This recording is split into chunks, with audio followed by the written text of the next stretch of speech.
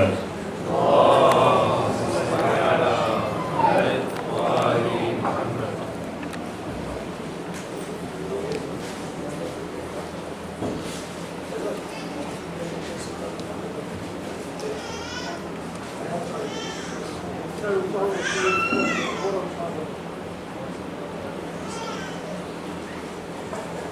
صلى الله عليك يا رسول الله.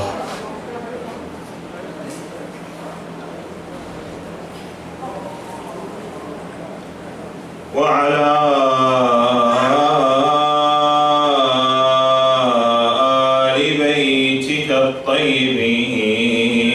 الطيبين الطاهرين.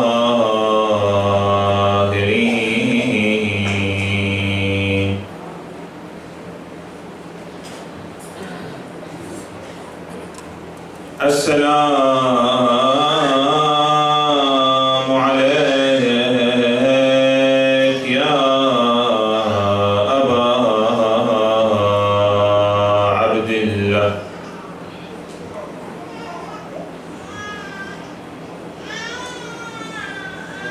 يا رحمة الله الواسعة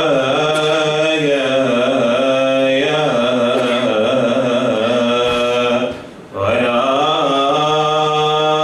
بابا يا نجاة الأمة يا غريب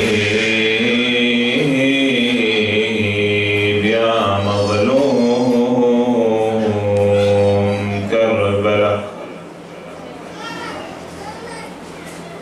سيدي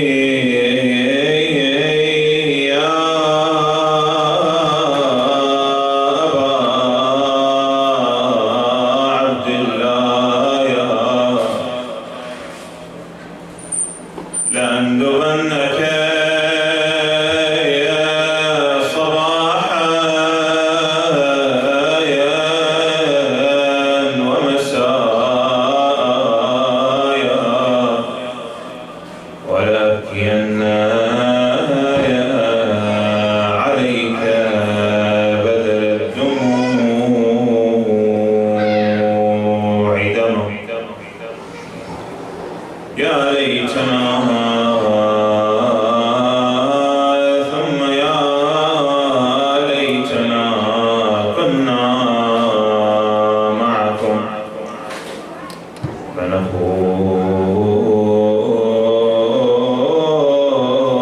فنفوز فوزا عظيما.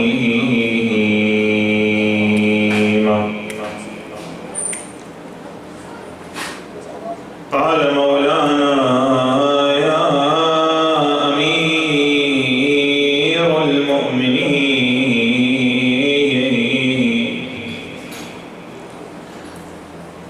لا يعرف الحق بالرجال، اعرف الحق تعرف أهله. صدق مولانا أمير المؤمنين، أفلح من صلى على محمد وآل محمد.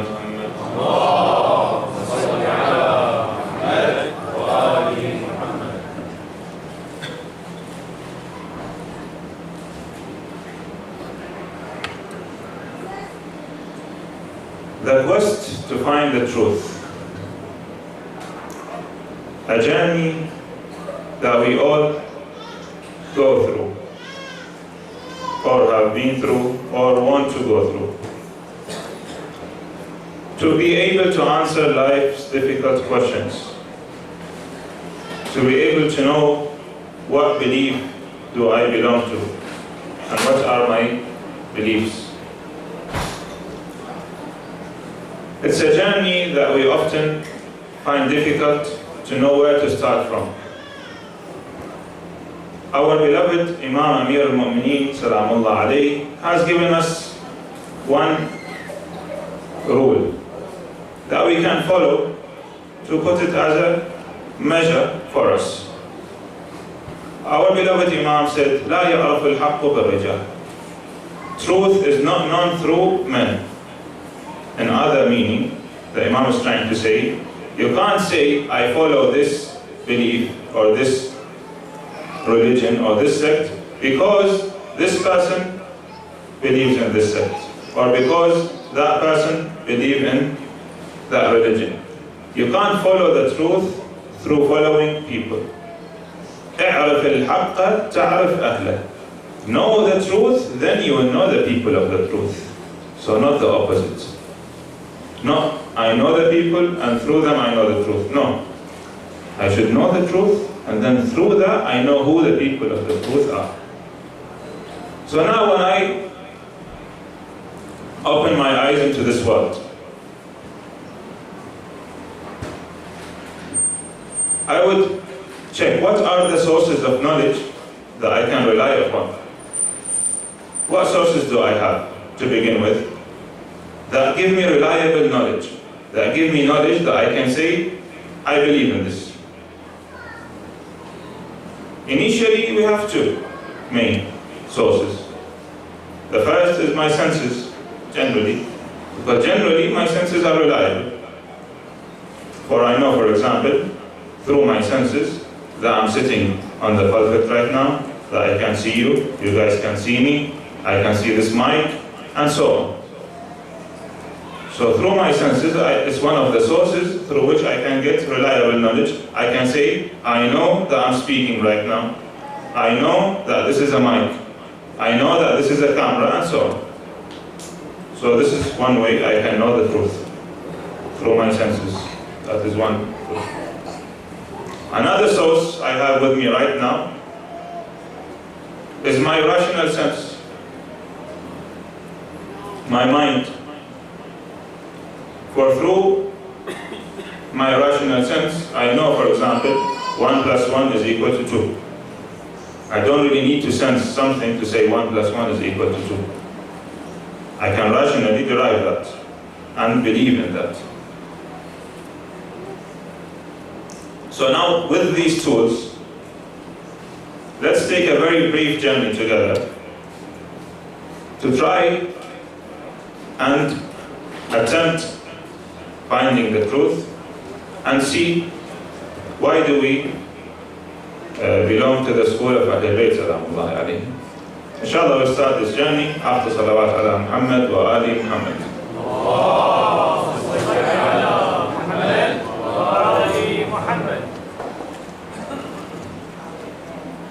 The first thing I want to start with is, I know that, number one, I am dependent on so many factors. Number one, my existence itself is dependent on so many factors. And for me to remain alive, that also depends on so many factors. Or at least physically, let's say, my existence is dependent on my parents. And for me to remain alive, I'm dependent on food, on shelter, and so on, and so many other factors. Another thing that I realize is that I am limited. I'm limited by the space that I occupy. I'm limited by the time that I am in. I'm limited by the powers that I have. So many factors and so many angles I'm limited through. So I realize I am dependent, 1. 2, I am limited. These two, I'll keep with me. Now, I am dependent means I didn't exist at some point. Later on, I came into existence. The thing that brought me into existence, was it something that is dependent or independent? When I see everything around me, I see things that didn't exist at some point, and it exists now. I know that this mic at some point didn't exist, but now it exists. It depended on the manufacturer or the factory that manufactured it. So when I see the physical world, I realize all of the things around me, at some point they didn't exist, and a certain thing, a certain cause, brought it into existence. So all of what is around me, anything that was not existing at some point and came into existence, is something that is dependent. So now I ask myself, if I'm dependent on a cause, and that cause is also dependent on another cause, how long will this cycle keep going on of dependency? There is one of two options. Either we reach to a cause that is independent, or we keep going through an infinite cycle of dependency. This infinite cycle, the books of philosophy call it infinite regression. An infinite cycle of dependent causes. Now let's assess this infinite regression. There's no third choice, it's just these two choices. Let's assess infinite regression. Everyone says that infinite regression is impossible. Why is it so? Let's bring an example to try to make it clearer. Let's say we have a race. And the first racer, and there's 8 lanes, the first lane, the guy in the first lane is depending on the guy on the second lane to start the race. The guy in the second lane is depending on the guy on the third lane to start the race. The guy in the third lane depends on the fourth on the fifth, so on, and the 8th, either we say 8 is independent, or we say 8 depend on a 9th one, and so on. We keep going on. If we say that they are all dependent, when it comes to the race will never start in the first place. If we apply that now, that means if we have infinite causes that are all dependent, nothing will come to existence. They need to refer to one cause that is independent. Therefore, infinite regression is out of the picture, and I realize there is one cause that is independent. That started. Everything around me is dependent. There is one cause that is independent. صلوا على محمد وآل محمد.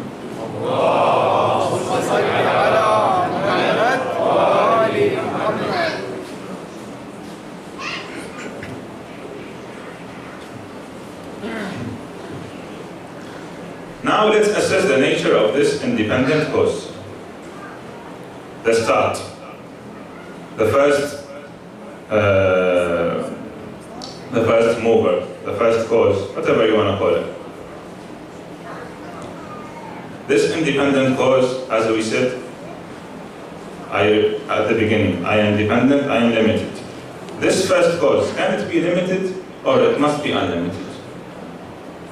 If we say that this first cause is limited, that means the boundaries that is limiting that first cause existed prior to the first cause.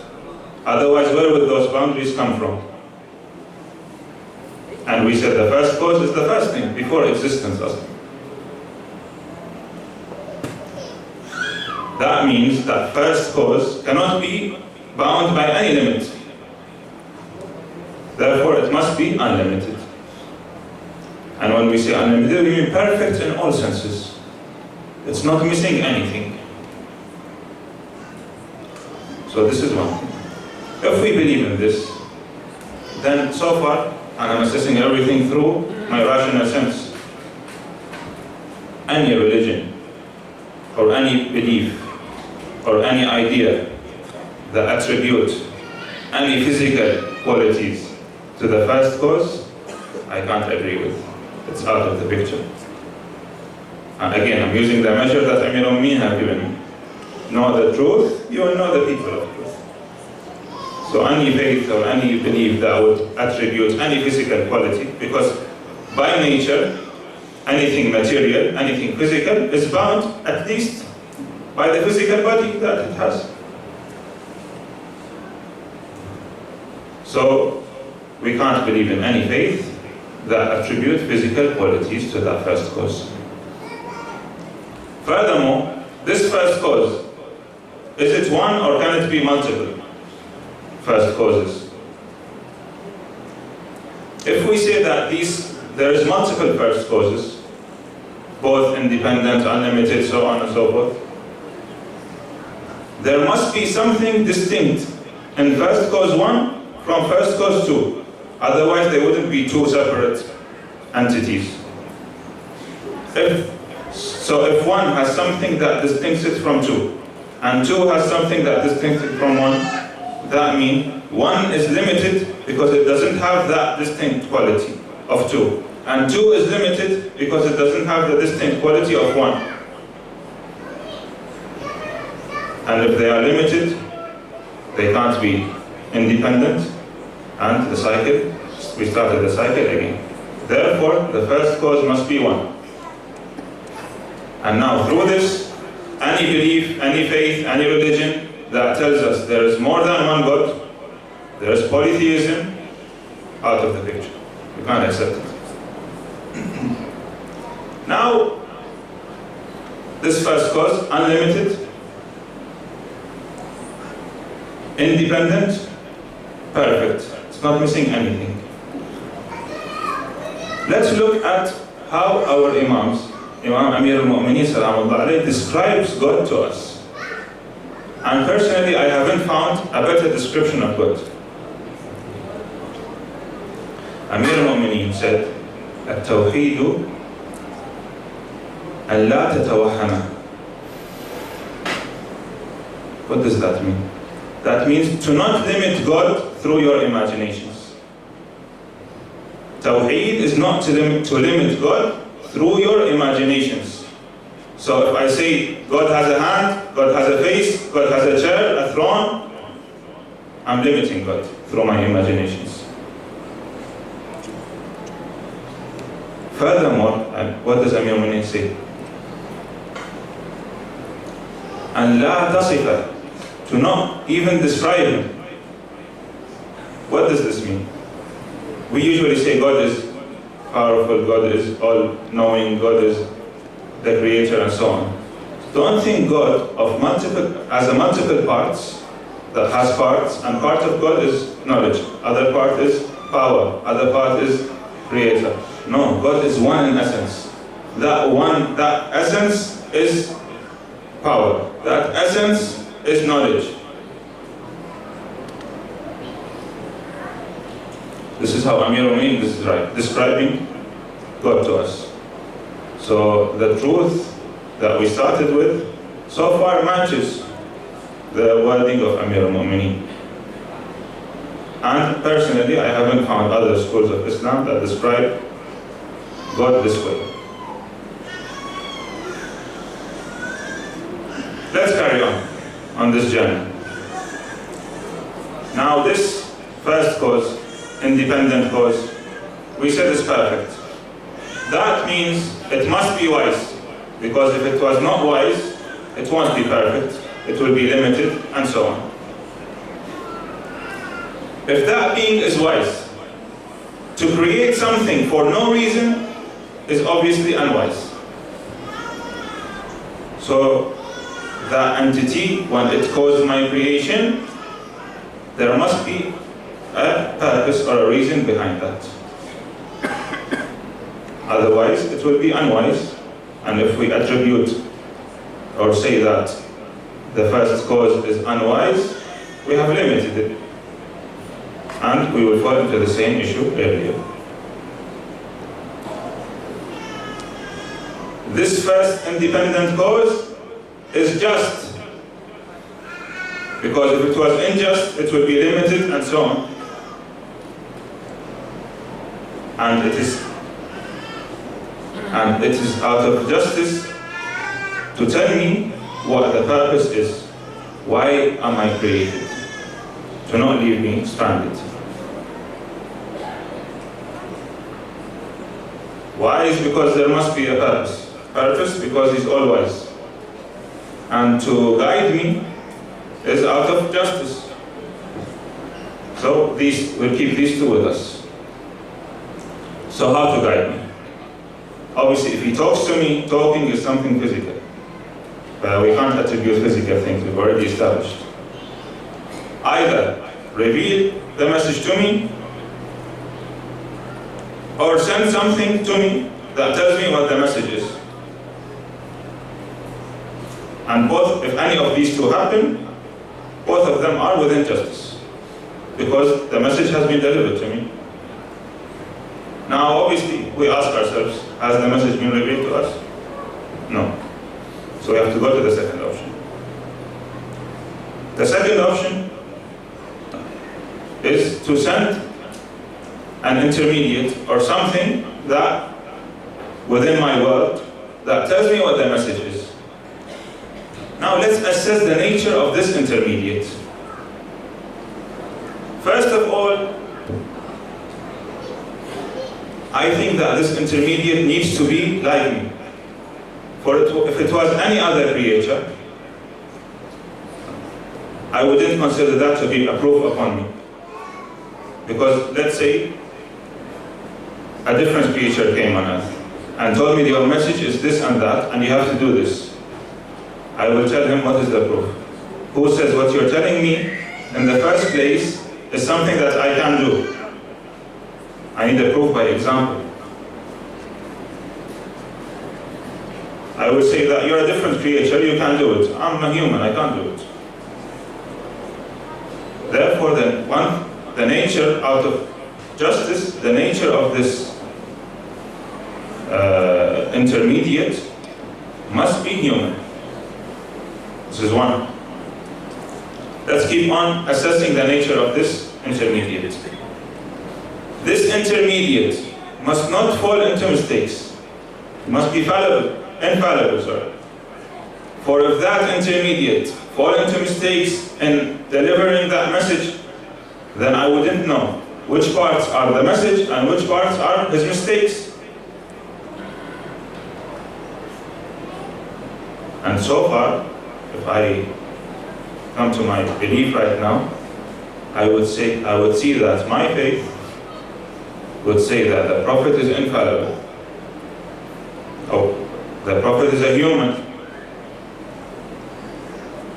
And when I read the history of the Prophet through my sources, I don't find the Prophet committing actions that go against his infallibility.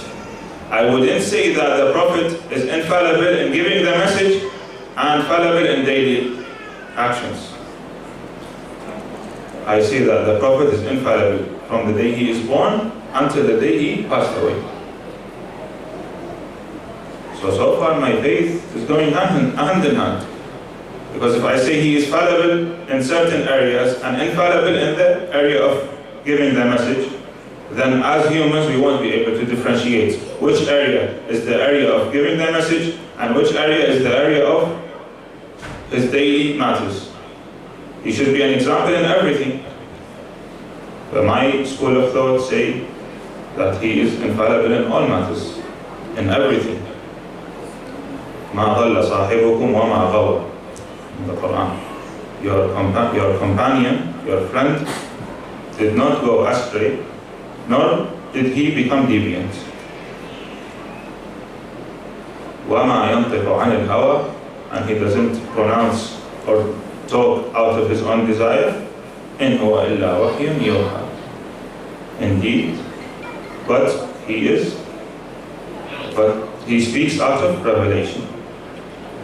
This is how my Quran describes the intermediate. But we reach the intermediate. Now we accept it. And we accept that the intermediate must be infallible, must be a human. And we see that my faith describes the Prophet to be so. Now comes one question. How do I know that this intermediate is from Allah? Is from the first independent cause? This is a fair question, everyone. It's a valid question for everyone to ask.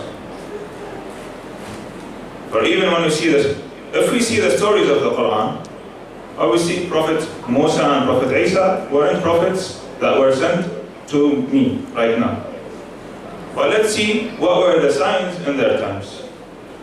We see that, for example, Prophet Musa, in his time, the trend, the common thing was for people to be magicians.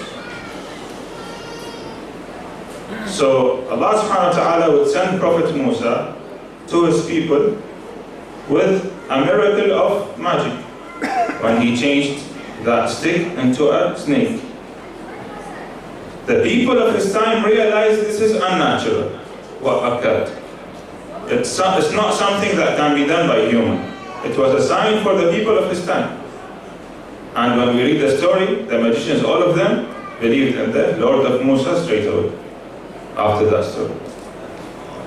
Another example, we see the Prophet Isa. May Allah blessing and peace be upon him. Prophet Isa, in his time, the trend or the common thing was medicine. And what did Prophet Isa do? He cured the blind.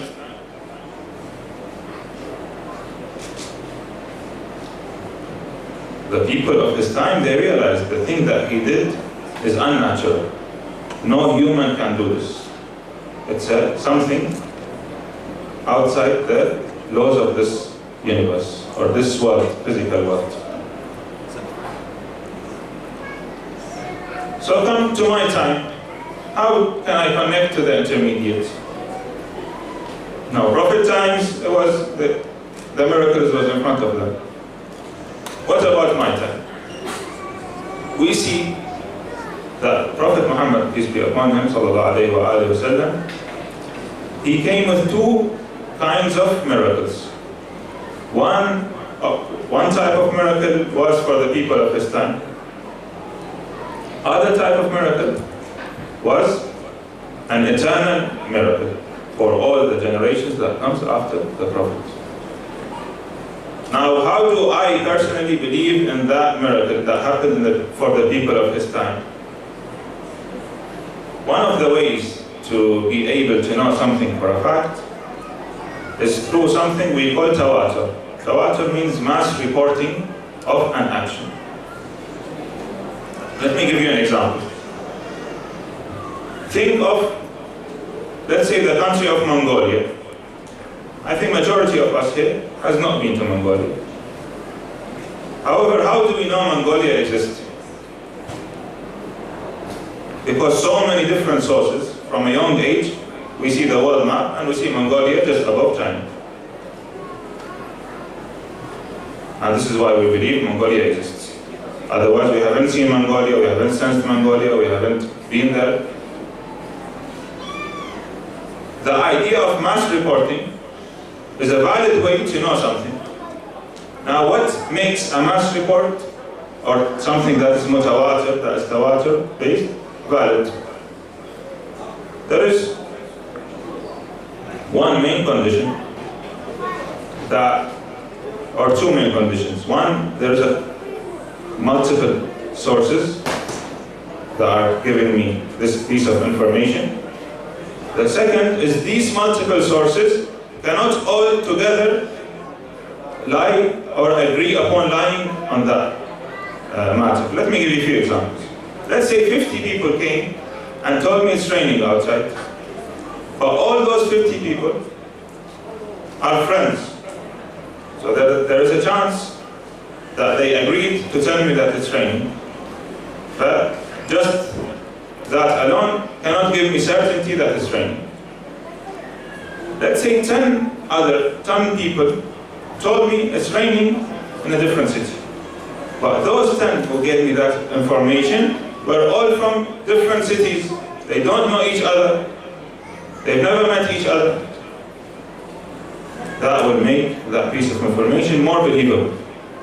This is what makes tawatur.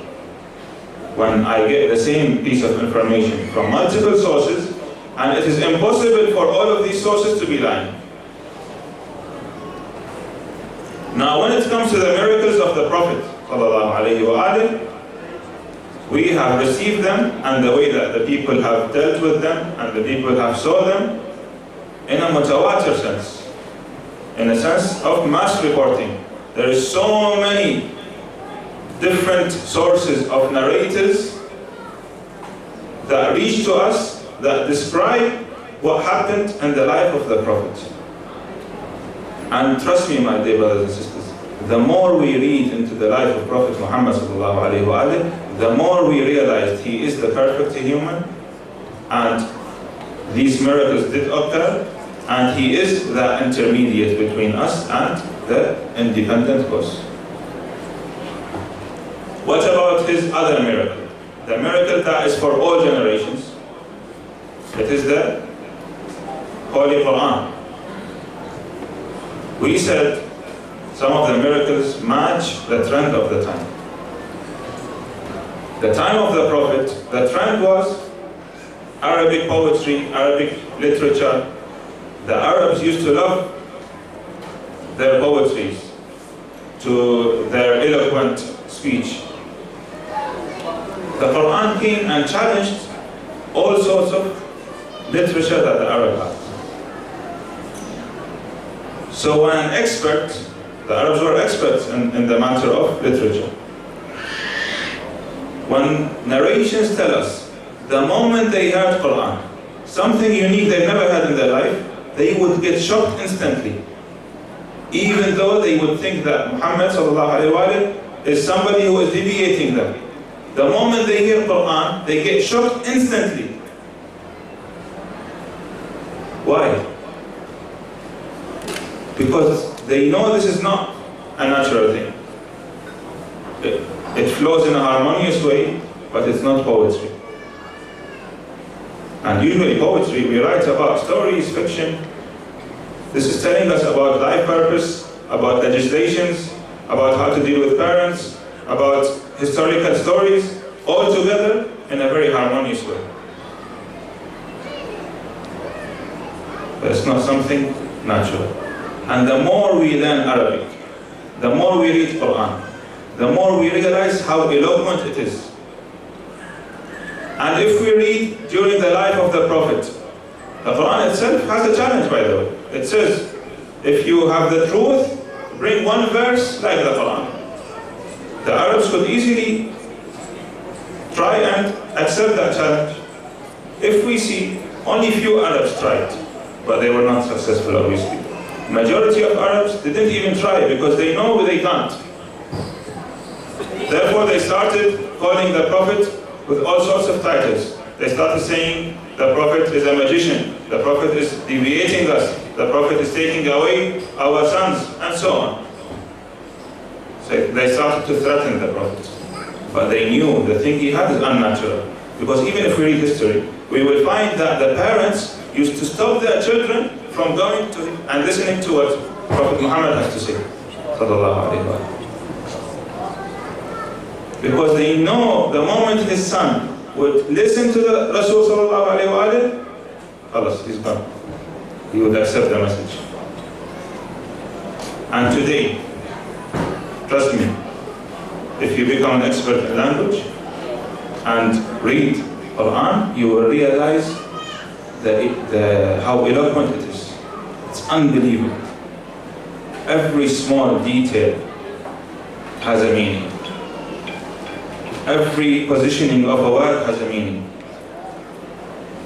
Every way of saying a matter has a meaning. Some stories are repeated in the Quran, like the story of Prophet Musa. But every place where it's mentioned has a purpose. Some verses, it's repeated with just reordering two words. That has a meaning. Every single thing has a meaning in the Quran. So I know that this Quran is unnatural. And this Quran came from this man named Muhammad sallallahu alayhi wa alihi. And this reached to me through tawatur, which is mass reporting. And as I said, the more we read history, the more we read the life of the Prophet, the more we will believe into this. Then now, I believe that the guide that Allah, the independent cause, sent to me is this man, by the name of Muhammad ibn Abdullah sallallahu alayhi wa sallam. Salawat ala Muhammad.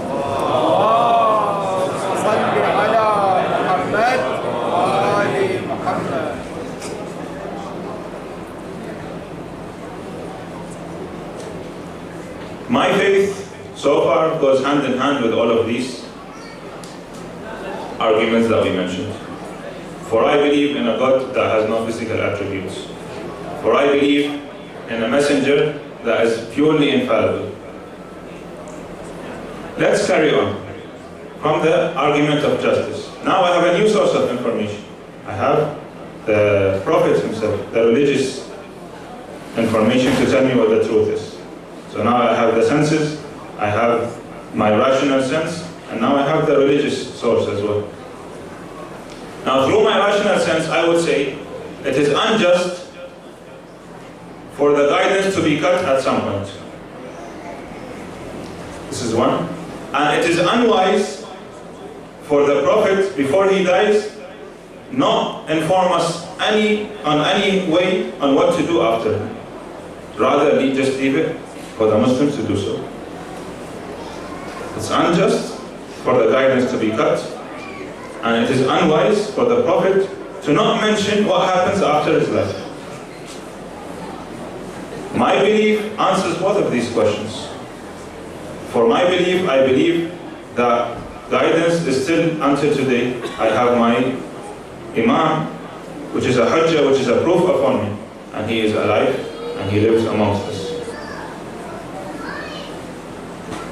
As for the Prophet, I listen to the words of the Prophet and I applied them, and I believe that the Prophet did tell me what to do after his life.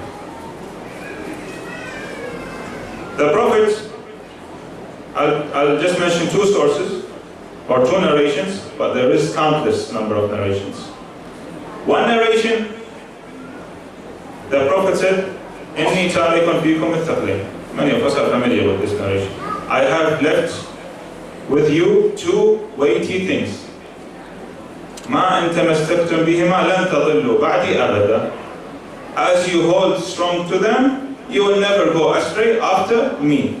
It's a very clear narration. What are these two things? Kitab Allah wa itzvati ahl bayti.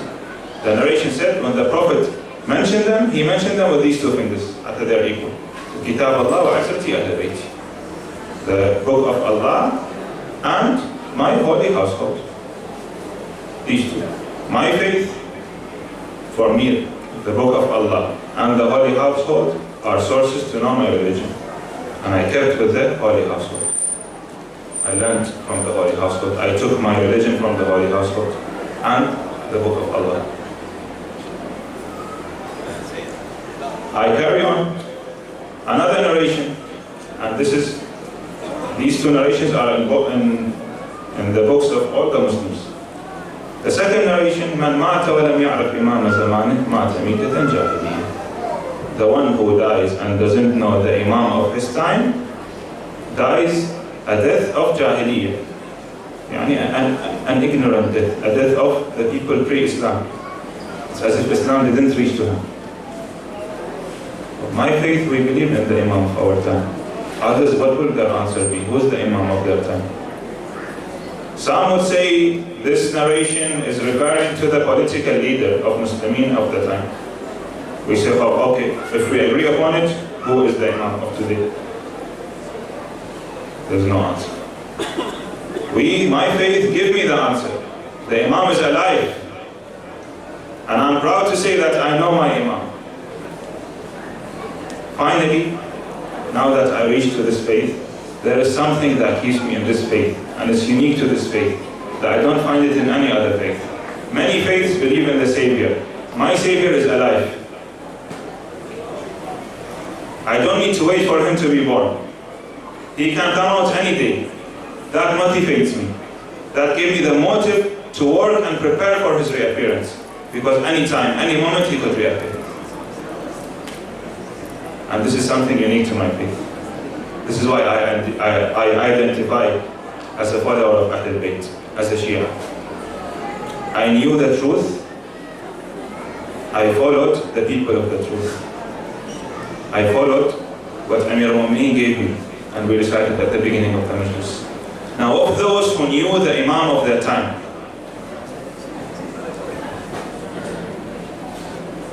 that we can learn from, is Abu al-Fadl Abbas salamullah alayhi. And I believe the name of Abu al-Fadl requires us to give him a lot of salawat ala Muhammad wa ali Muhammad.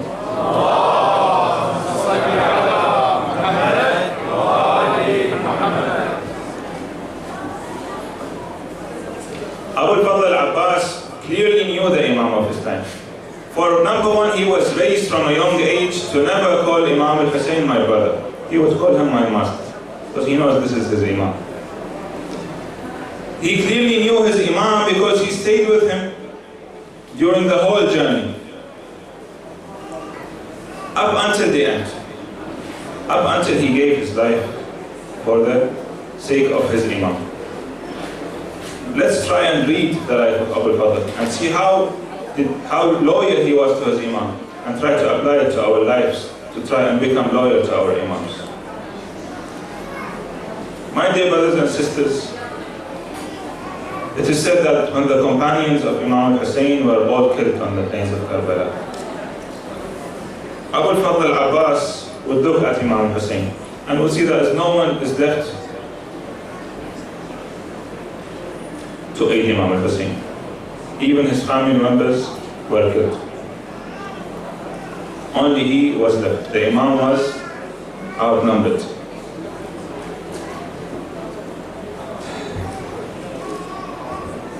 In the back, he would hear children crying.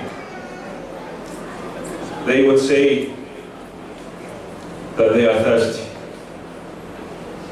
Abu al-Fadl would listen to the small children.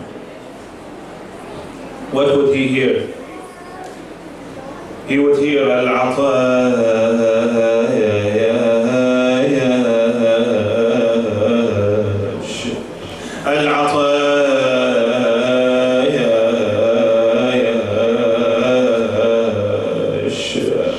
Here Abu al-Fadl al-Abbas would approach Imam Hussain and say, "Oh, my master, my heart has become tight. Will you allow me to enter the battlefield?" Imam would say, "Oh, brother Abbas, you are my flag bearer. If you were to be gone, my army would collapse." Abbas would then hear the children call out, "We are thirsty." Abbas would tell the Imam, "Please give me permission to go and bring water." He would shout. Abbas would go out on his horse. He would then warn the army of Yazid and warn them of Allah's wrath, but no use. He would go back to the tents. He would enter the tents. He would promise the children water. Then he would take his water pouch, mount his horse, and draw to the Euphrates. He sat by the river, gathered a bit of water in his hand, and moved it closer to his face. He felt the coldness of the water, then threw it back into the river while saying, "Ya nafsu min ba'd al-Hussain huni, wa ba'dahu la kunti an takuni, hadha Hussain waridul manuni, wa tashrabin barid al-ma'ini." Oh soul, you may you not live after Hussain. This is Hussain approaching death. How could you drink water while Hussain is thirsty? He filled the water pouch, heading towards the camp of Imam Hussain. Umar ibn Sa'd would shout, "Stop him! If he reaches the camp of Hussain, none of you will remain alive." They tried to block his path, but he was known for his courage, so he would fight them fearlessly while chanting, "La arhabul ma'ayat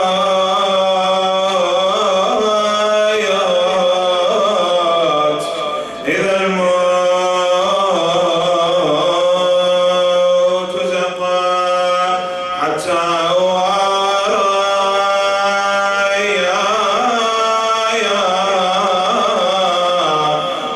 تساوى في المصالح لقاء. They tried to face Abbas, but no one was brave enough to face him. So an enemy of Allah hid behind a palm tree. He raised his sword and would cut off Abbas' right hand. Abbas would chant, Wallahi in qata'tumu yamini, inni uhami abadan an dini, wa an imamin sadiq al-yaqini, sibt al-nabi al-tahir al-amini. He carried on towards the tent of Imam, always fighting the enemies. For another enemy of Allah hiding behind another tree would strike Abbas' left hand. Abbas would then say, Ya nafsu la tahshay min al-kuffari wa abshiri bi rahmati al-jabbari ma'a al-nabi al-mustafa al-mukhtari qad qata'tumu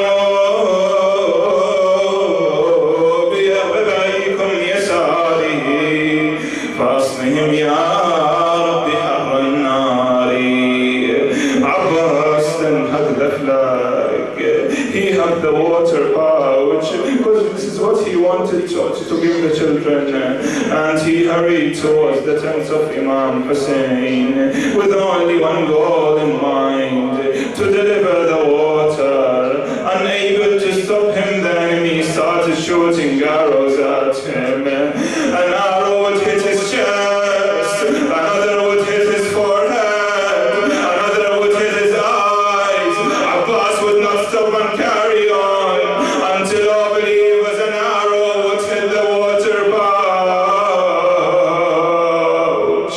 At that moment, Abbas thought, as he no longer had the water to deliver, an enemy of Allah would hit Abbas with a ball on his head.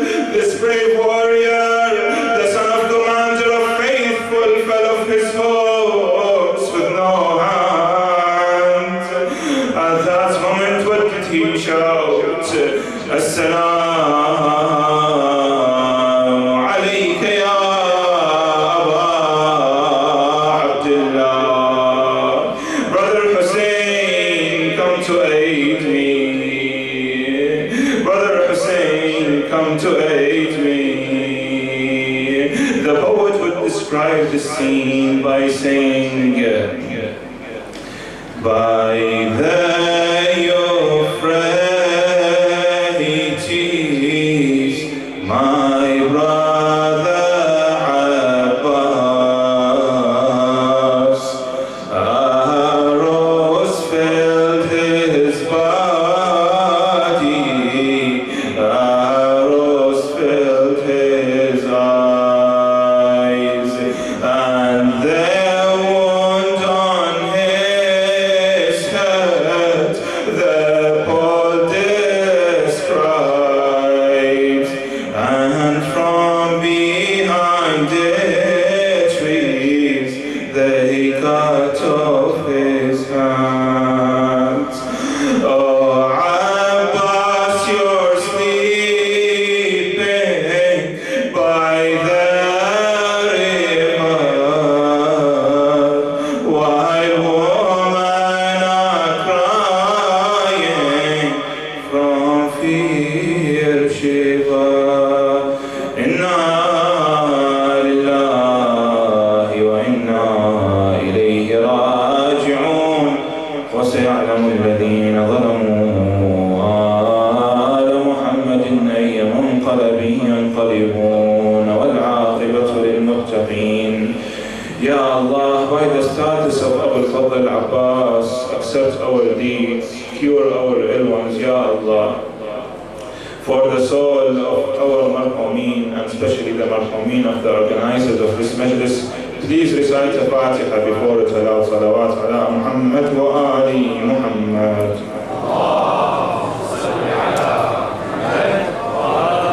محمد أحسنتم.